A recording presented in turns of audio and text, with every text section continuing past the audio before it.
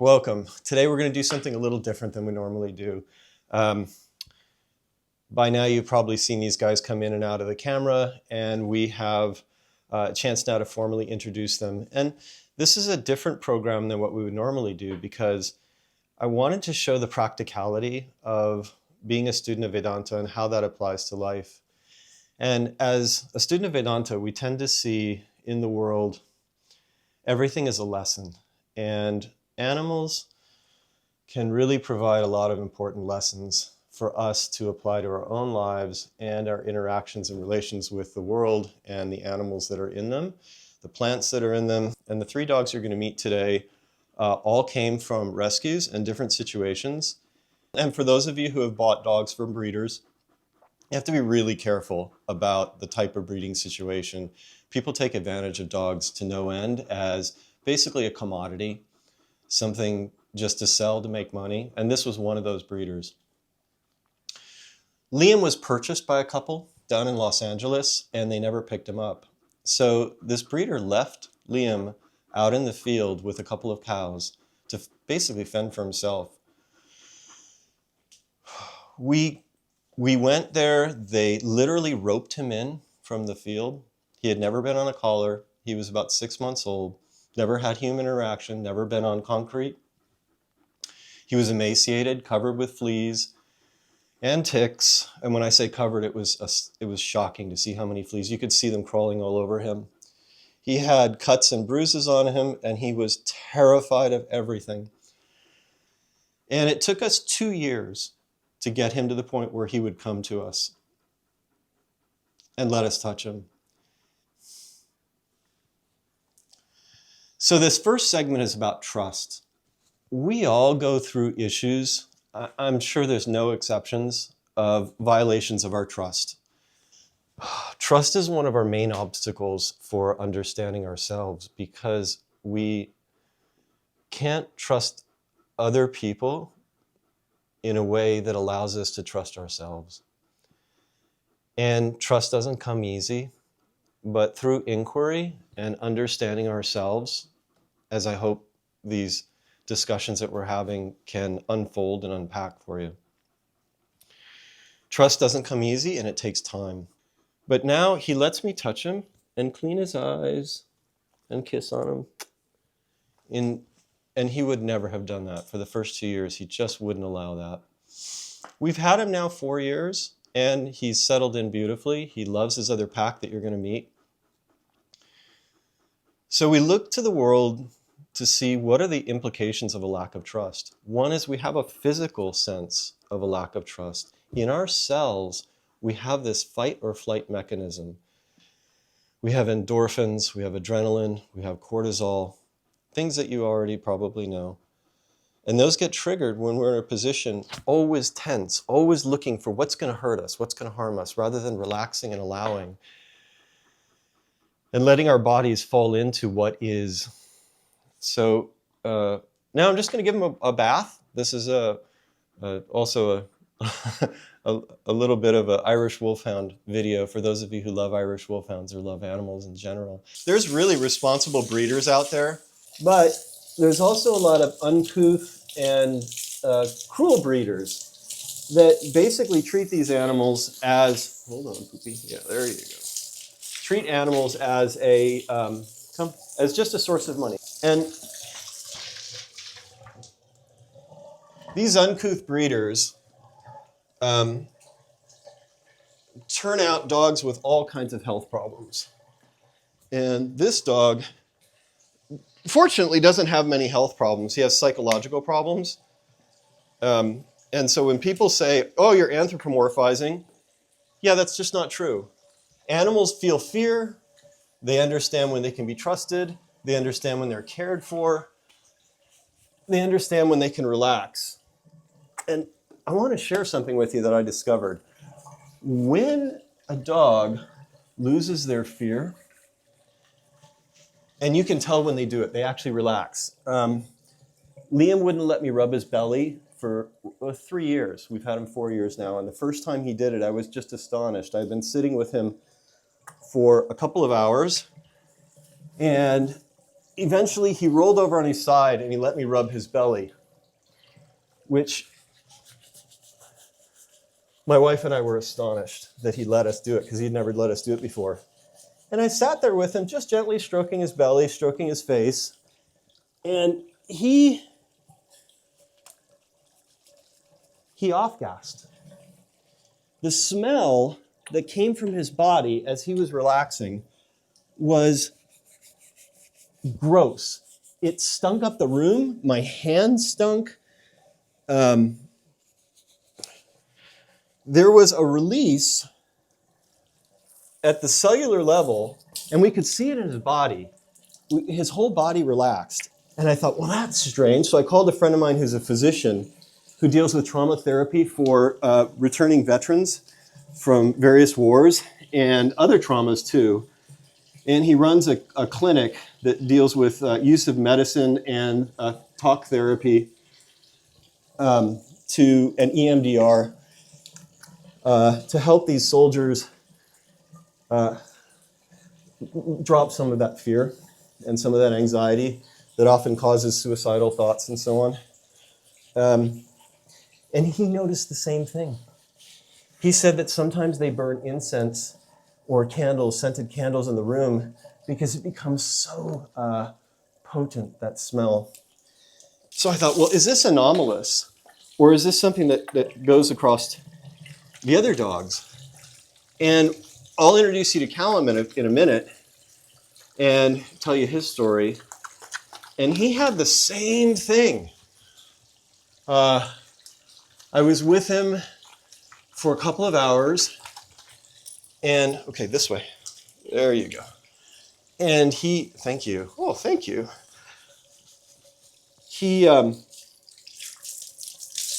When he relaxed for the first time, he had been with us for a little while, and when he relaxed with us for the first time,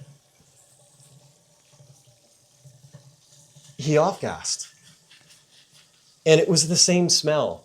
It was, I can't even describe it. It was awful. It kind of made you want to retch. So if you have any experiences like that, I'd love to hear them in the comments with animals or humans that release fear. Yeah, good boy, good shake.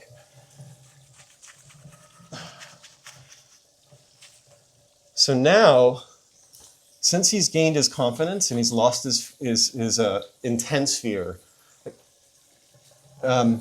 he's just become a different dog. Hi there. My name is Liam. All right. This paw. Thank you. And other paw. This one. Right here. This one. Thank you. Oh, you're such a good boy. Such a good boy. Oh, Jojo, stand stay. Get your belly. All right. Almost. There you go. And this side. Okay, one more shake. Okay, shake it off. Shake it off. Good shake. Okay, come. Lie down. Over here. Come do plats. Do plats. Thank you. Thank you for letting me wash you. Okay, I'm going to bring out Callum now. Well, that was Liam, and we talked about fear. And this is Callum, where we're going to talk a little bit about a different kind of trauma. Callum also was quite fearful. He was part of a breeding program where the breeder died. And he was running a bad breeding program. And Callum was hit by a car. So if you see, let me come over here. Come. Stand stay. This paw was broken, and they never fixed it. We're guessing they just wanted to keep him for his sperm. And the same side, his hip, was knocked out when he was hit by the car, and it's no longer in the socket, and the scar tissue is holding it together.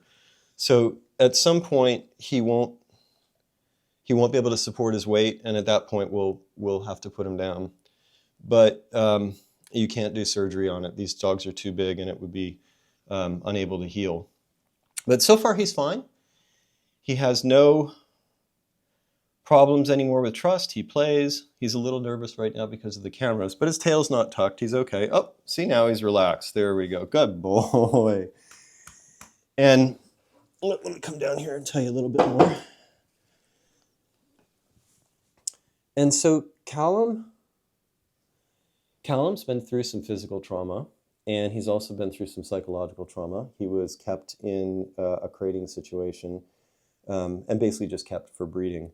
We got him when he was about 2 years old, and from a really nice rescue who took care of all the dogs that were in that particular breeding program and placed them with responsible homes.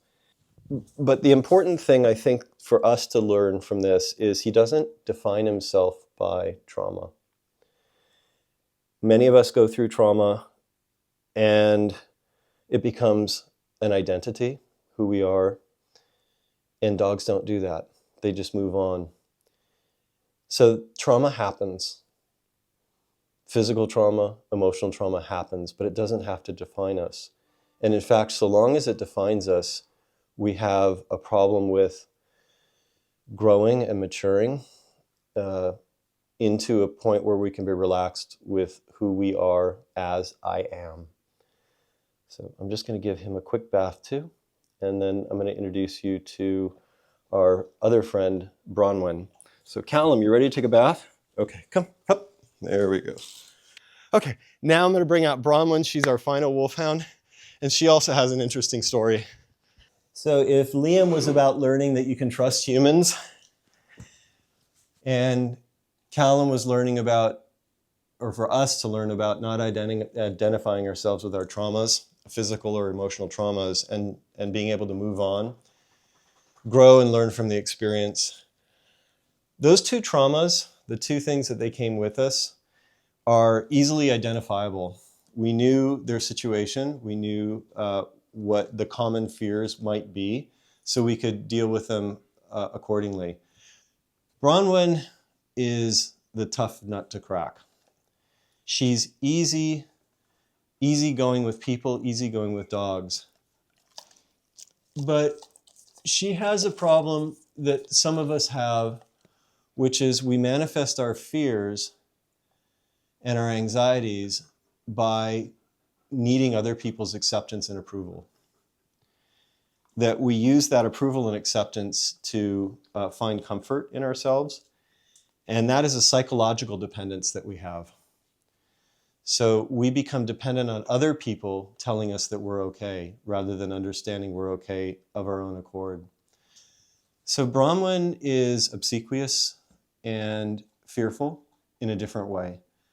But she's come a long way. We've had her now about 3 years, maybe 3.5 years. And since then, she is more confident and more independent than she was. And she's less dependent upon praise. That she likes praise, as we all do, but she's not dependent upon it like she was when we first got her. She also, when it took about 1.5 years, and when she learned to relax fully and not be so demanding for everyone's approval and attention, she also off-gassed. And it was the same smell. And we knew exactly when it was happening, and her whole body changed. Since then, she's a different dog. It took a couple of hours, just like the other dogs, and all the dogs changed after that transitional moment. And I think that we can look at ourselves and say, once we accept and allow things, and not just intellectually, but really allow things internally, with an understanding being the driver of that, then we too relax and we transform.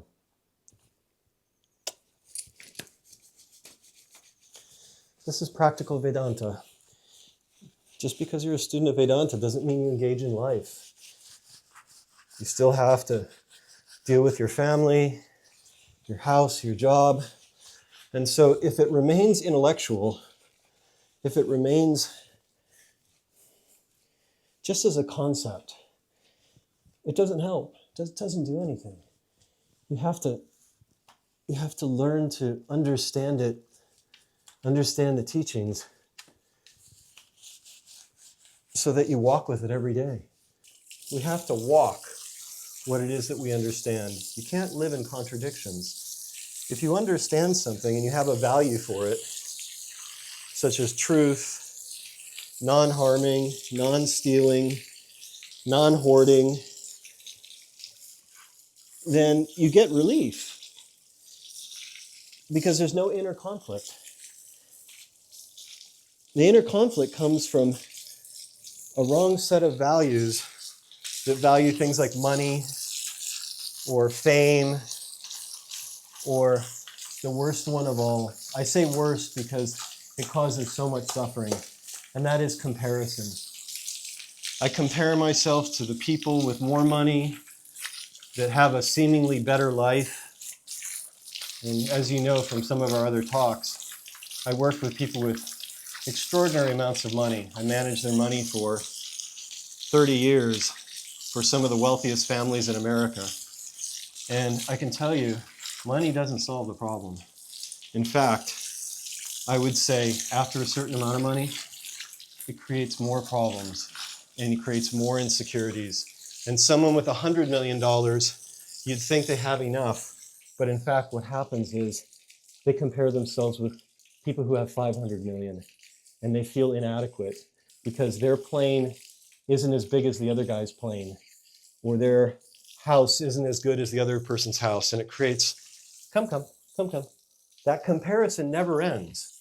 You think you're going to get something in life that's going to make you whole, that's going to make you complete, that's going to make you feel like you don't need to compare yourself anymore. But those are misplaced ideas, those are misplaced values, and those misplaced values cause suffering. Now, dogs, interestingly, are a good analogy for us to look at about how non-comparison doesn't work. So a dog, like let's say Bronwyn here, you're all finished, buddy. Yeah. Dogs, like, they don't compare themselves. They don't say, oh, yes, I know, oh my goodness. They don't compare themselves. They don't say, oh, I wish I were a small dog. I'm such a big dog, I can't fit in small places and ride in the lap of other people. They don't say, oh, I wish, these guys say, I wish I was a brown dog or a black dog or a dog with spots. Then I would be great. They just accept themselves as they are. They don't compare. Oh, I know, Callum, yeah. They don't compare. And it's the comparisons that we make about ourselves that cause so much pain, so much suffering, and that's all in the mind. It's nowhere else. The comparisons come from the mind's habit of cataloging, comparing, organizing, and those catalogs and comparisons are useful in survival in life. We need to know when a place is safe or not safe, or if it can give us what we need at that moment. But then the mind takes it a step further and causes a comparison with others, using others as a benchmark by seeing something in another that we think will make us whole and complete. We think is going to make us full. And as we learn more about ourselves, we learn that that's just a false narrative caused by the mind and the ego. Thank you for taking the time to meet Callum, Liam, and Bronwyn, and to spend a little bit, just a brief exploration of trust and comparison and trauma. These are concepts that we have to live with. And we don't have to identify with them. That's a choice. The mind really wants us to identify with these things. And if you watch your mind, and if you continue learning about what you're not, then you can relax too. So these guys have learned how to relax. They don't compare themselves to others. And that lack of comparison is something that we can learn from. I know. And so, again, this was a big departure from what we normally do, but I think living Vedanta, living an understanding of yourself, is more important than any intellectual concepts that we can have. It has to be usable, otherwise it's not helpful. So thank you, and we'll see you next time.